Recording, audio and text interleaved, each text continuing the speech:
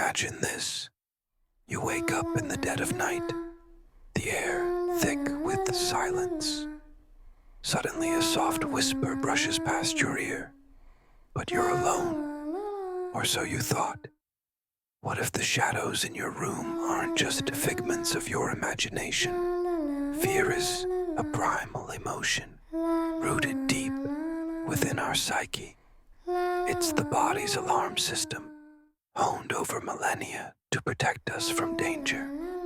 But what happens when the threats aren't tangible? When they lurk in the shadows, in the unexplained, in the stories whispered around campfires? Tonight, we delve into tales not born from imagination, but from real experiences, accounts that defy logic, challenge our understanding, and leave us questioning the very fabric of reality. Story 1. The Haunting of West Chapel Farm. It started on a cold, mist-choked morning in October 1975. The kind of morning where the fog clings to your skin like wet wool, and every footstep feels muffled beneath the weight of silence. West Chapel Farm, nestled in the rolling hills of Winkley, Devon, was quiet. Too quiet. Frances Luxton hadn't been seen in the village in a few days. Normally cheerful and chatty, she'd stopped coming to town, not even for bread or milk. The postman noticed her letters piling up. A neighbor swore he saw a single light on in the upstairs window each night. And then, nothing. Eventually, someone called the police. When they arrived and pushed open the creaking farmhouse door, the air was stale, filled with the scent of rot and something metallic. Blood. What they found inside would haunt the village for decades. Frances Luxton was lying face down on the kitchen floor, a pool of dried blood beneath her. Her brother, Robert Robbie Luxton, was slumped in a wooden chair, an antique double-barreled shotgun beside him. The third sibling, Alan, was discovered upstairs in bed, seemingly asleep, except for the bullet wound in his head. The initial investigation pointed to a murder-suicide.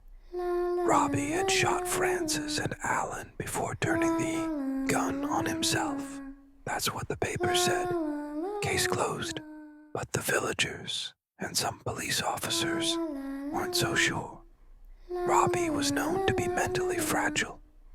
He had served in the military, came back changed, quiet, distant. Frances took care of the farm and of him. Alan was the youngest, a teacher, in town, deeply religious and rarely home. There were no signs of forced entry, no struggle. But there were whispers of how Robbie had become obsessed with an old family Bible he found in the attic.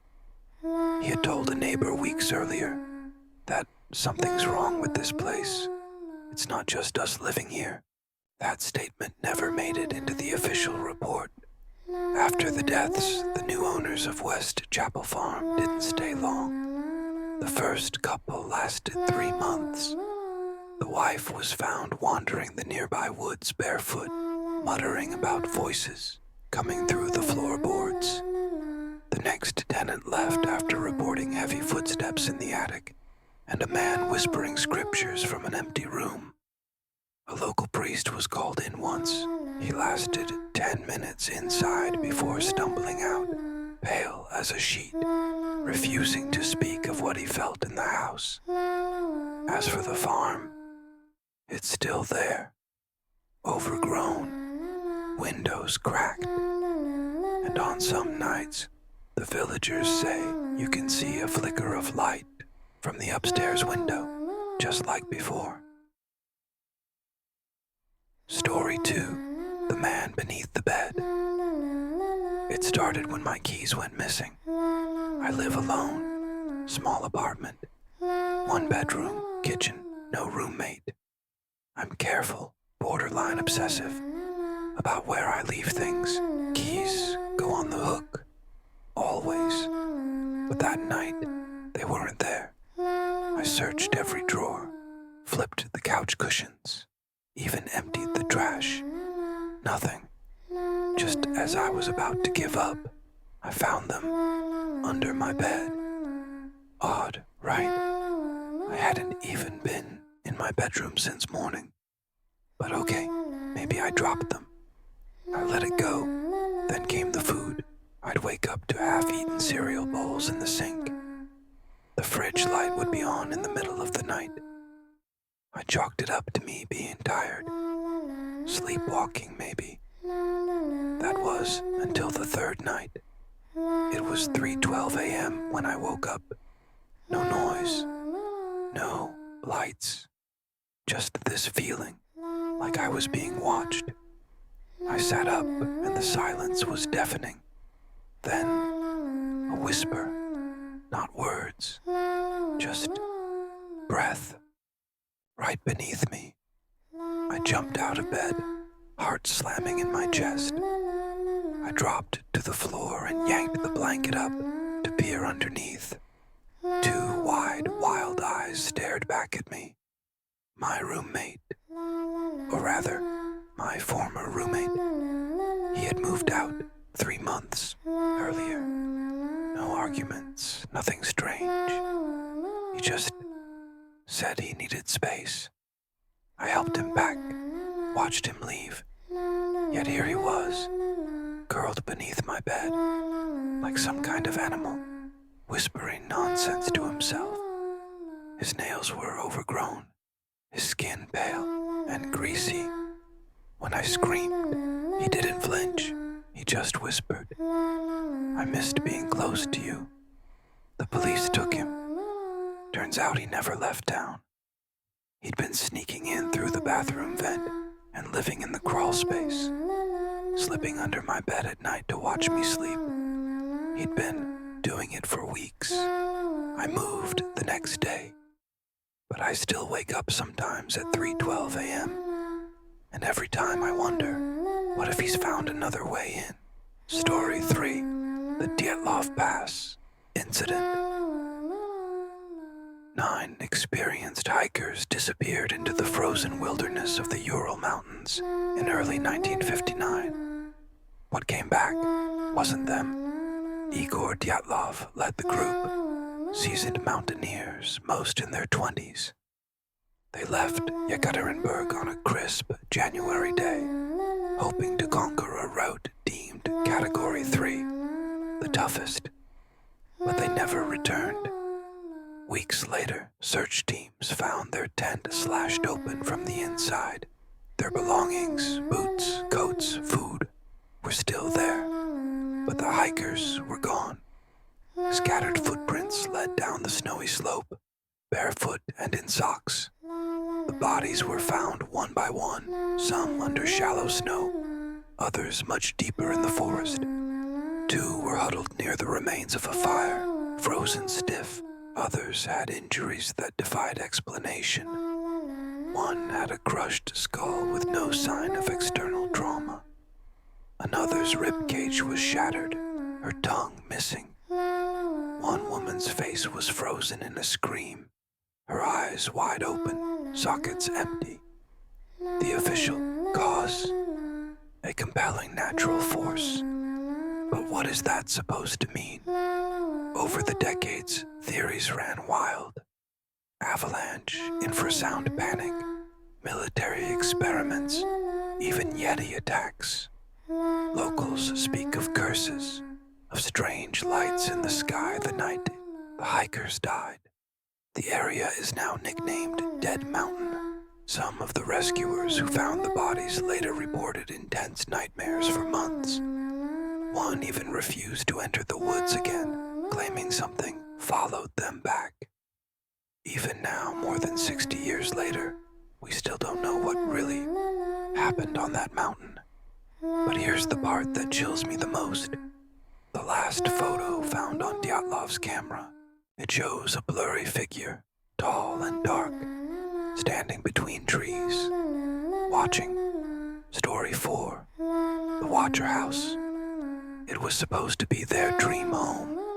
In 2014, Derek and Maria Broaddus had just closed on a $1.3 million colonial in the quiet, affluent suburb of Westfield, New Jersey. 6 bedrooms, tree-lined street, great for raising kids. But before they even moved in, the letters started coming. The first envelope arrived 3 days after closing, handwritten, no return address.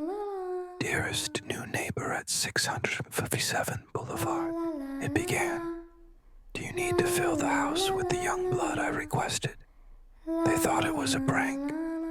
Weird, yes, but maybe from a nosy neighbor. Until more letters came, each one more disturbing than the last. The writers seemed to know details about their children, where they played, what rooms they slept in, even the layout of the house. I am in charge of watching and waiting for its second coming, the writer claimed. My grandfather watched the house in the 1920s, my father in the 1960s. Now, it is my time. The letters were signed simply, The Watcher. The Broadduses called the police. Investigations were launched, neighbors questioned, but there were no fingerprints, no leads, no suspects. They installed cameras, hired private investigators, even consulted a priest. Still, the letters came. Sometimes the writer mocked them. Have they found out what's in the walls yet? Other times they were sinister. I walk by the house many times a day. You don't want to make 657 Boulevard unhappy. The family was too scared to move in. They sued the previous owners for not disclosing the letters. They had received one too just days before closing, but didn't think it serious. Eventually, the Broadduses sold the house at a massive loss. The Watcher was never identified. To this day, 657 Boulevard still stands, empty, watching or being watched. Story 5. The Disappearance of Lars Middank.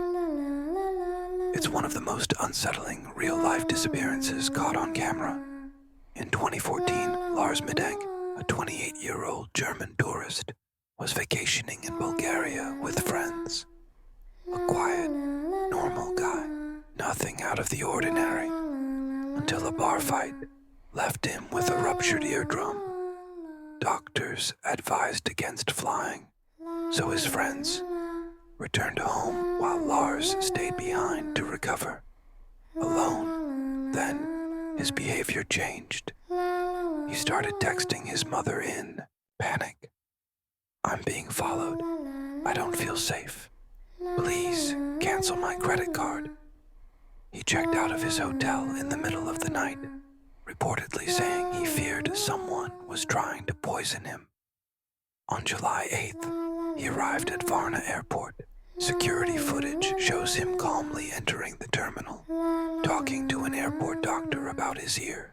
Then suddenly he stands up, grabs his bag, and bolts, running out the doors, sprinting across the parking lot, into the woods.